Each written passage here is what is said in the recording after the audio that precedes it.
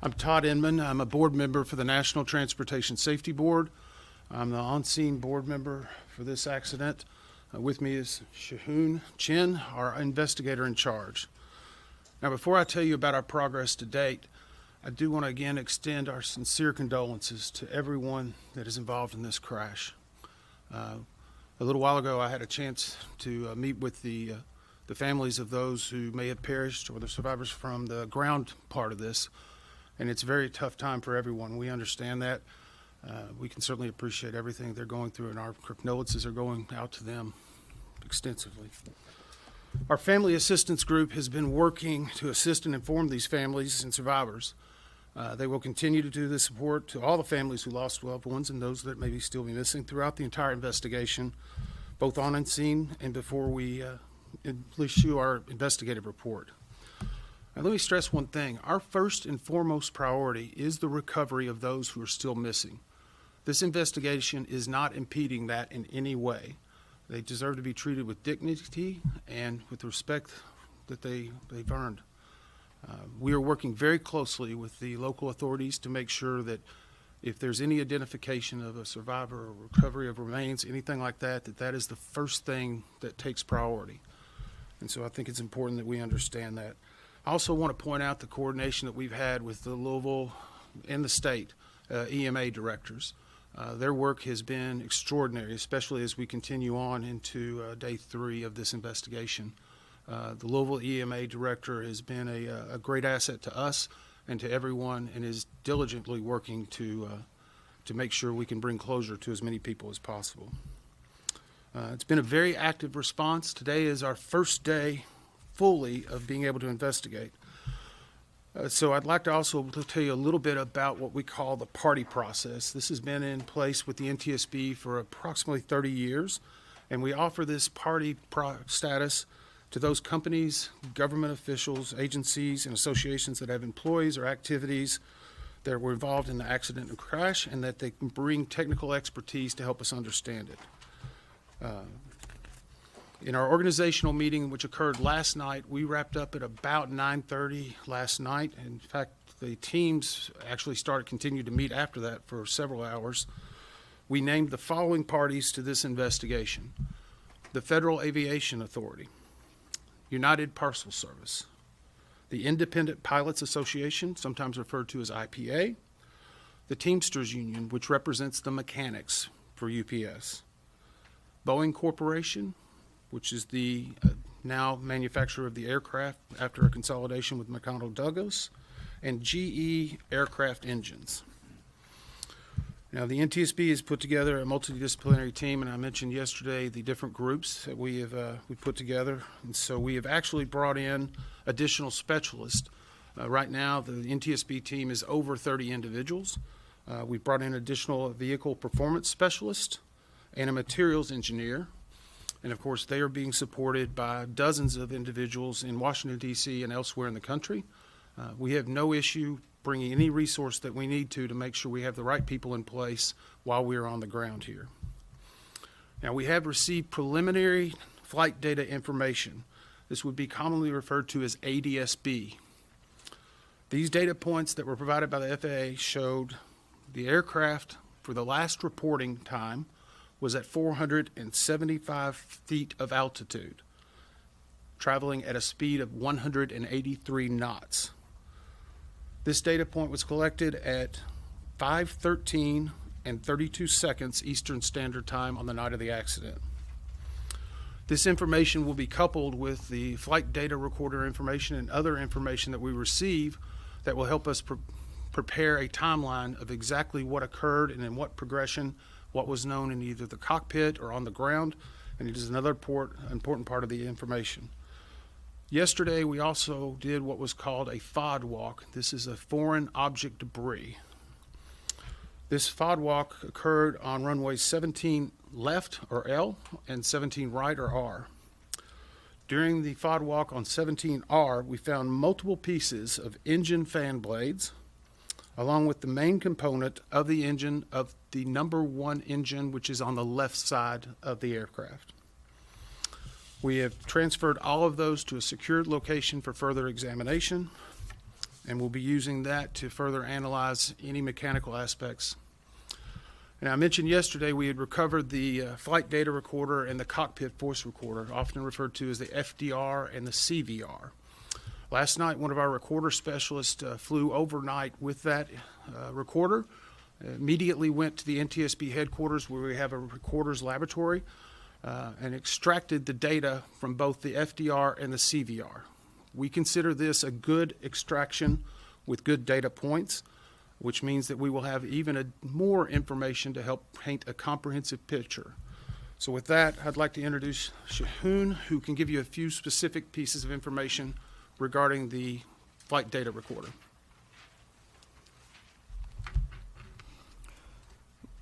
Both recorders were recovered and disassembled at the NTSB Recorders Lab in Washington, D.C. The FDR, or the flight data recorder, download was successful. It had about 63 hours of data over 24 flights, which included the accident flight. This FDR recorded about 420 parameters. Those parameters included altitude, airspeed, engine information, as well as system statuses for the onboard systems installed. The NTSB will form an FDR group at Washington, D.C. at our headquarters in the coming day. The CVR, or the cockpit voice recorder, was also successfully downloaded.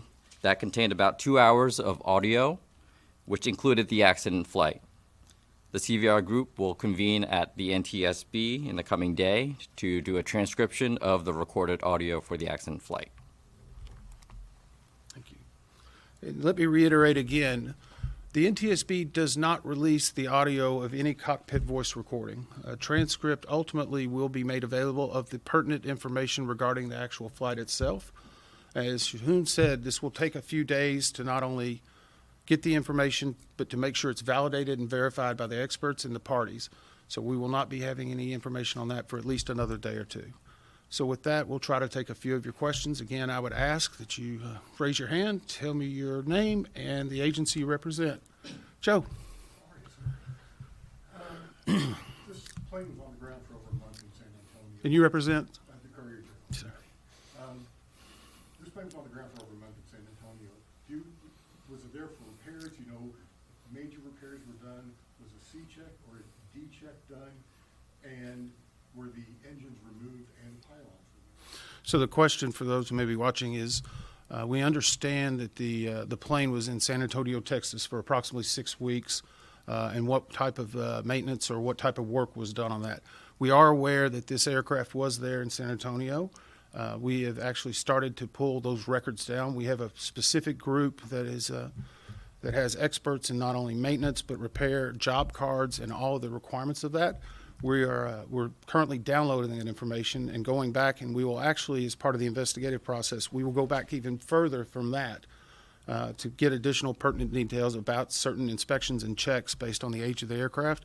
And we will move forward and we will look at every piece of maintenance that was done, even from the San Antonio time all the way to the date of the flight. So those are pertinent and important information. We're aware of it, but it's going to be a laborious process to go through everything, especially whenever you're talking about 6 weeks of being there. We're also pulling CCTV information from the field to be able to understand anything that was being done around the aircraft in the days leading up to it. Yes, ma'am. Valerie Chen with WDRB News. There were reports that the plane was delayed that day as the engine was being worked on. Can you confirm that, and what details do you have? So the question was, there's reports regarding delays in regard to the engine before the flight. We've queried, and UPS has told us at this time there were no maintenance work done on the aircraft in question immediately prior to the flight that would delay it in any way, shape, or form. Obviously, one of our jobs is to make sure we verify anything that we may learn through multiple sources, but nothing to this point has been presented to us to dispute that. So our belief is today that there was not a maintenance issue regarding that aircraft prior to the flight subject. Tom? Mr. Inman, there was some reporting to suggest that the crew of that plane they were supposed to be on a different plane, and that plane was swapped out for maintenance issue. In other words, they were on the second plane to take to Honolulu. The previous plane that they have been assigned to may have been swapped out because of its own maintenance issue. Are you aware of that? And also, can you speak to if there is a broader concern about the MD-11, what steps will you take to ensure that that word is spread out and maybe there's a fleet-wide inspection? You know, each time you ask a question, Tom, you ask two. But that's okay. That's okay. That's Thank okay. The question was in regard to the incident aircraft, and that there's been some reporting or discussion of whether or not it had been swapped out by that crew to take a different plane to on its Honolulu flight. Right now, we've not gotten any specific information on it. The good news is UPS, their flight scheduling and all of their crews are being very cooperative with us, providing everything we need. So we will go back and look at that history, because whenever a crew is assigned, obviously sometimes that's a last-minute change, but with cargo operations, it doesn't happen very quickly if you have to move a lot of cargo and other things. So the good news is, again, we've got CCTV footage. We can be able to identify and validate that very quickly, but it is one part of the pre-flight information that will be part of our report. The second question was in regard to the MD-11s. And I can say this, you know, every aircraft, based on its age, the number of hours and cycles, has to go through a series of checks that have been tested and verified over many years of this plane flying. We are going back and looking to confirm every one of those checks were conducted and to verify. And sometimes in accidents like this, we may make recommendations for a different check or a different type of work to be done. But the most important thing I can stress to you, we have no problem or concern if we find something that is of life safety or that is urgent, of making an urgent recommendation. To date, we have not found anything that would indicate we need to take that action, but we have no problem making that recommendation immediately when we find information that could help the traveling public and make them safer. Yes, ma'am. Alexis Matthews, WLKY News. As far as your investigation and prioritizing those people who are unaccounted for right now, do you treat the plane victims and the victims on the ground the same in your investigation, or are they classified differently? So the question is in regard to the plane victims and the victims on the ground. Let me again stress, we are not involved with the coroner's operation, the medical examiner, or the emergency management association. Sometimes in the course of the way we brief families, we may conduct separate briefings just because they have a different set of questions and concerns and issues. As I said earlier today, I briefed the families of those who were on the ground. There were approximately 50, 60 people. It's a tough situation. It's hard. Their main issue is, where's my loved one? Because right now no one's been identified. After this conference, I will be briefing the families of those that were on the plane itself. So the only real differentiation for us is how they receive the information, which may be pertinent to what they need, especially in the early days of an investigation. Yes, sir. Two more questions, please. Conrad Deluche with WHAS. As part of the investigation into this, is there going to be an attempt to reconstruct the entire plane, or even just the left wing where the engine fell off? So the question was, will there be an effort to reconstruct the entire plane or just the engine?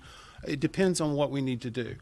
Right now, we're recovering still a lot of debris. I was at the incident location today and spent several hours walking, and you can very clearly see a path, if you will, from where the airport was and to where the debris field is. And you can kind of see it aerially, but whenever you're standing there, you can see burnt trees. You can see molten.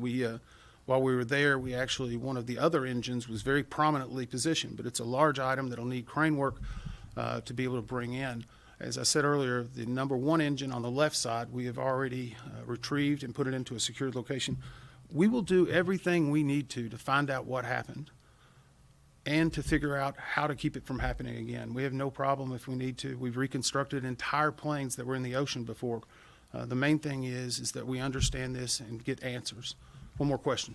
Tom Hanson with CBS News. First of all, Chris Van Cleve sends his regards. I just want to circle back to the history of repairs. I know that you guys are downloading that, you are sifting through that history. We've seen reports that it needed repairs on one of its fuel tanks and on a rusted part of the plane. How confident are investigators that those repairs satisfy the safety criteria for this plane to fly? So the question was regarding some reports that possible needed repairs that were done. every aircraft operates with what in airline, such as UPS, operates with what they call a minimum equipment or minimum requirements.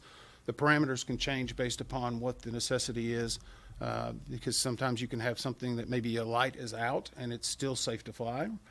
So there's a lot of information. The good news is we have a number of MD-11 pilots and mechanics that are all certified or instructors. Last night during our organizational meeting, the parties that were named to it and the individuals all had to give their background. We have hundreds of years of experience on the MD-11 and its maintenance, so I feel very comfortable that those experts are going to be able to see if any repairs should have been done or not. And again, if it's something we learn from this investigation, we have no problem making an urgent recommendation in order to correct the future activities to ensure the traveling public is safe. Thank you very much.